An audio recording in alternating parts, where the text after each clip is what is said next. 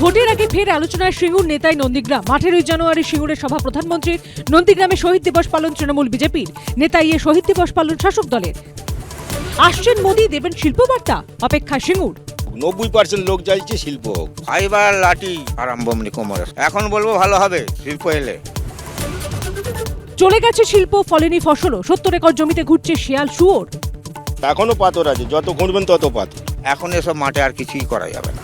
18 বছর পার হয়নি শিল্প, হতাশার অন্ধকারে সিঙ্গুর। না হয়েছে শিল্প, না হয়েছে কৃষিযোগ্য জমির পুনরুদ্ধার। সিঙ্গুরকে সিঁড়ি রূপে ব্যবহার করলেন।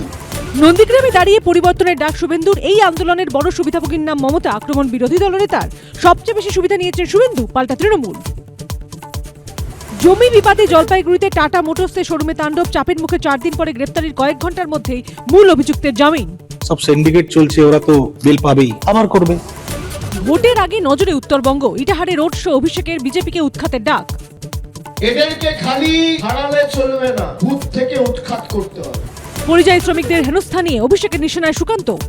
আপনি কি স্টপেজ মিনিস্টার? ফ্যাশন শো হাঁটার জন্য র্যাম্পে? আমার এলাকার মানুষ জানে তো আমি কোথায় হাঁটি, র্যাম্পে তো উনি হাঁটেন।